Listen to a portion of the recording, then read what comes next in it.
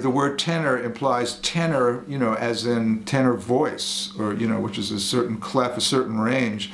And it's a male voice, basically. And there's something about that you know, resonates with me. I mean, it's comparable to my speaking / singing voice, and I think people can connect with that, and you know, provided that the music is expressive and compelling, and you know, projecting in some sort of interesting way.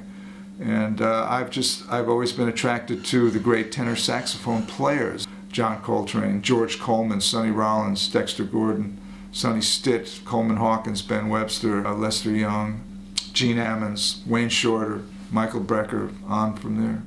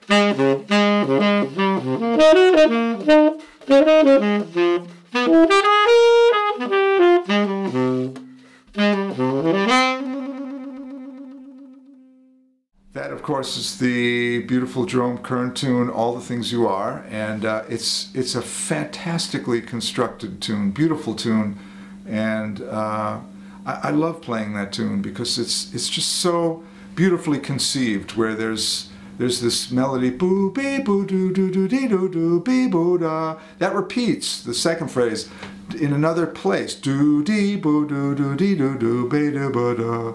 Right? So then the bridge is boo boo bee bee boo boo boo boo bee boo, and then that phrase repeats in another place, boo boo bee bee boo boo boo boo bee boo. Then we go back to the top, boo bee boo doo doo doo dee boo doo. Then there's sort of a tag or a little ending, bee boo boo boo doo boo dee boo doo boo doo doo dee boo da. It's genius, you know. It's simplicity and genius, you know, the most eloquent, beautiful tune in the world. The choice of notes in the melody are exquisite. And in fact, all those notes are the third of each chord. We're getting a little technical now, but actually it's just an incredible tune, you know, that if you play the melody, you hear the harmony as well, which is really one of the signposts of a, you know, brilliantly conceived tune. You just heard me play on the Eastman 52nd Street tenor saxophone. It's a beautiful instrument. I've always been a Selmer guy, you know, playing old vintage Selmer horns, and this is the first horn I've actually been able to pick up and feel immediately comfortable on. It's just got a certain sound and feel and ring to it that I really appreciate a lot. So the people that have worked on this instrument really have done a great job, and they've come up with something that is probably the next best thing to an old vintage saxophone like what I would typically play. And I think this is a key ingredient, really, in being able to play and express yourself. You don't want to even know that you're playing an instrument. You want that to just be working and in a place where it kind of plays itself, so that you can actually get to the music, and by having a horn that feels comfortable and compelling, you are in essence stepping out of the way and allowing the music to come out. If it's an instrument that you're not quite comfortable with, you're distracted by this, and it could impede the flow. So having an instrument that I feel comfortable on is really an integral part of just being expressive and letting the music come out. Playing the saxophone in general, coming up in New York City, in and around New York City, and this was in the early '70s, and I feel very fortunate to have been on the scene at that time. There was a certain energy, vitality in the air. There were lofts where musicians would gather and play. It was kind of a known entity that no one was going to make a living playing jazz, so we supplemented our incomes by playing weddings and bar mitzvahs and Broadway shows or amateur shows or whatever the case may have been at that time.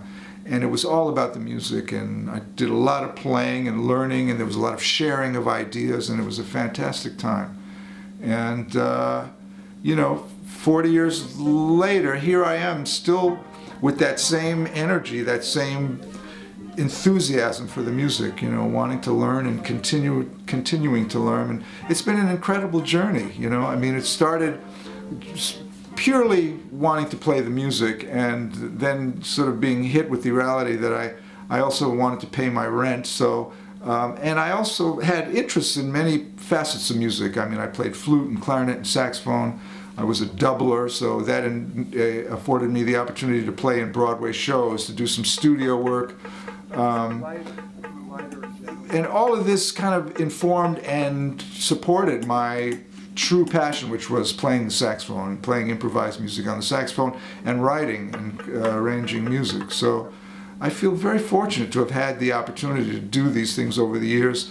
I had the great fortune to work with great musicians, over a 40-year history, starting with Eumir Deodato, 1974, Buddy Rich, 75 to 77, Thad Jones, Mel Lewis, 78 to 80, Jaco Pastorius, 81, 82, my own big band, which started around 83 in New York, playing with people around New York like Art Blakey, Joe Chambers, Ray Mantilla, Hubert Laws. A big milestone happened in 1990 when I joined a band called the Yellow Jackets, and it's been with them for 22 years. I've had my own big band for 30 years.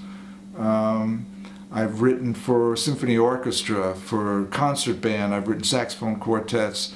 I've written etude books for saxophone. So I've been very involved with many different corners of music, and it's been so very interesting. And it doesn't end. That's the beauty of this. It just keeps going. There's always more things to learn, more things to do, and I'm so grateful to have trained in New York and spent the majority of my life in New York, and now I live in Los Angeles. 3.5 years ago, 2008, I took a teaching job at the University of Southern California. It seemed like time to do this, and it's been wonderful living in Los Angeles. A big change of scene, but a nice one, an interesting one. Stirred the pot, and playing a little differently, hearing a little differently, writing a little differently, playing with some other musicians, and I still go to the airport and get on a plane and travel around the world. I've always done that, and will probably always do this, but it's been nice changing the perspective in terms of where I live and living in a different place. Playing any instrument on a high level, in this case the saxophone, really requires years and years of study, of listening, of absorbing, of playing, of pondering, of repertoire expansion, vocabulary development. All these things come into play, and it's taken me many, many years to get to the point where I am, and I feel like I have a good long distance to go yet. It's ongoing. The beauty, really, lies in the fact that as you become more familiar with this vocabulary and the language, things start to flow with greater ease, and you just find that surprising things come out of the music because there's this spontaneity factor. And you know, if you have the vocabulary to support spontaneity with, things happen, you know, that are not of your own doing. It almost feels like they come from someplace else, you know. But you know, having put in the time to really cultivate a vocabulary and repertoire allows these things to happen.